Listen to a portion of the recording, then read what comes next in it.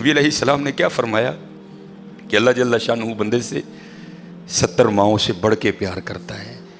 حضرت شیخ بایزید رحمۃ اللہ تعالی علیہ لکھا ہے کہ حضرت نے اپنے مریدوں کے ساتھ نماز پڑھنے جا رہے تھے، تو گلی تنگ تھی تو اس جانب سے نہ کتا بھی آ گیا، تو ظاہر ہے اگر تلقین آئی غیب سے کوئی دل میں خیال تو آیا ہوگا نا، تو حضرت نے نا اپنے کپڑوں کو بڑا سمیٹا اور سائڈ پہ ہو گئے کہ کتا گزر جائے کہیں میرے کپڑوں سے لگ ہی نہ جائے یہ، تو پھر یہ تلقین آئی غیب سے، وہ جو کتا ہے نا وہ بول اٹھا، عرض کرتا ہے بایزید کیوں مجھ سے اتنی نفرت کر رہے ہو؟ آپ نے فرمایا تو نجس ہے، میں نماز پڑھنے جا رہا ہوں، میرے کپڑے خراب کر دے گا، میں تو اس لیے پیچھے ہٹا ہوں۔ تو کتا آگے سے کہتا ہے حضرت اگر میں گیلا ہوں تو پھر نجس ہوں، پھر ناپاک ہوں، اگر خشک ہوں تو پھر تو میں ناپاک ہی نہیں، اگر آپ کے کپڑوں سے لگ بھی گیا تو کچھ نہیں ہوگا، اگر گیلا ہوں تو لگ گیا تو پھر آپ کے کپڑے ناپاک کروں گا، لیکن پھر بھی میری ناپاکی ایسی ناپاکی ہے کہ 3 بار کا جو پانی ہے وہ اس ناپاکی کو دور کر دے گا۔ اگر آپ کے کپڑوں سے لگ گیا نا 3 بار، اگر آپ اپنے کپڑوں کو پانی سے دھوئیں گے تو کپڑے پاک ہو جائیں گے۔ لیکن بایزید کبھی تو نے اپنی ناپاکی پہ غور کیا؟ میری ناپاکی تو وہ ہے جس کو 3 پانی دور کر دیتے ہیں، لیکن تیری ناپاکی تو وہ ہے جس کو 7 سمندروں کا پانی بھی نہیں دھو سکتا۔ جا کے پہلے اپنی ناپاکی دور کر۔ ہاں حضرت یہ اندر کی ناپاکی، اور کیونکہ بات ان سب بابوں کی ایک ہوتی ہے، انداز جدا ہوتے ہیں، تو پھر یہی بات حضور بلے شاہ رحمۃ اللہ تعالیٰ نے کس طرح لکھی؟ آپ فرماتے ہیں پھلاں دا تو عطر بنا، پھلاں دا تو عطر بنا، عطر دا پھر تو کڈ دریا، دریا وچ پھر تو ڈبکیاں لا۔ ذرا بات کی گہرائی تک جانا۔ اللہ عطر کیا ہے؟ تھوڑا سا شیشی پہ لے کے اپنی ہتھیلی پہ لگایا، اس طرح کر کے جسم پہ لگا دیا، جہاں سے گزرو گے وہاں سے بھی پتہ چلے گا اس بندے نے عطر لگایا ہے۔ اگر تھوڑی امپورٹڈ شیشی ہے تھوڑا سا خود پہ سپرے کر لو، جہاں سے گزرو گے وہاں سے بھی پتہ چلے گا کہ اس نے عطر لگایا۔ عطر تو اتنا سا بھی ہو تو وہ بو کو دور کر دیتا ہے، ختم کر دیتا ہے وہ، لیکن کتنا گہرا مصرع ہے، پھلاں دا تو عطر بنا، عطر دا پھر تو کڈ دریا، تھوڑا سا لگانا نہیں، پھلاں دا تو عطر بنا، عطر دا پھر تو کڈ دریا، دریا وچ پھر تو ڈبکیاں لا، پھر بھی تیری بو نہیں مکنی، پہلوں اپنی میں مکا، پہلوں اپنی میں مکا۔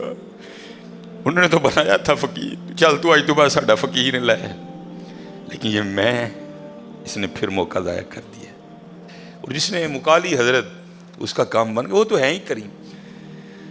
ہاں، اور کتنے کریم ہیں میں آپ کو بتا نہیں سکتا حضرت۔ یہ ہفتے کی رات تھی، جو پچھلا ہفتہ گزر گیا ہے نا، جس طرح کل ہفتہ آئے گا، یہ بھٹر میں پروگرام تھا، تو پروگرام پہ گئے، وہاں سے مجھے آتے آتے نا تقریباً 12 بج گئے۔ جب میں گھر آیا نا تو چھوٹا بیٹا میرا، سب سے چھوٹا ابراہیم، بڑا رو رہا تھا، تو ماں اس کو چپ کرانے کے لیے نا وہ ٹہل رہی تھی، اس کمرے سے اس کمرہ، اس کمرے سے اس کمرہ، تو وہ کہتی ہے کہ شاہ کے بعد کی اس کی طبیعت خراب ہے، مسلسل رو رہا ہے، میں نے بڑا چپ کرایا، نہیں کر رہا، تو اس طرح کریں اس کو کسی ہاسپٹل لے چلتے ہیں۔ میں نے کہا چلو، عمل خدمت لے گئے، اور ڈاکٹر نے چیک کیا، اس نے کہا بچے کا گلا خراب ہے، اور جب بھی بچوں کا گلا خراب ہوتا ہے نا ساتھ پھر ان کے کان میں بھی درد ہوتی ہے، اس کے کان میں درد ہے اس لیے رو رہا ہے۔ اس نے وہ دوائی وغیرہ انجیکشن وغیرہ لگائے، اس کے کان میں ڈراپس بھی ڈالے، لیکن میں نے کہا نہیں، میں آدھا گھنٹہ ویٹ کروں گا، بچے کی جب طبیعت سنبھلے گی نا میں پھر ہی گھر لے کے جاؤں گا۔ ہم وہاں بیٹھ گئے، خیر بچے کی طبیعت سنبھل گئی، ہم لے کے نا گھر آ گئے۔ اب ظاہر ہے بچے کی طبیعت خراب تھی، اس کی ماں نے عشاء کی نماز نہیں پڑھی تھی، میں نے فرض اور سنتیں پڑھ لی تھی، وتر اور نوافل میں نے بھی نہیں پڑھے تھے۔ وہ بچہ سو گیا، ہم نے اس کو چارپائی پہ لٹایا، آگے میں نے نماز شروع کر دی، میرے پیچھے میرے بیٹے کی ماں نے نماز شروع کر دی۔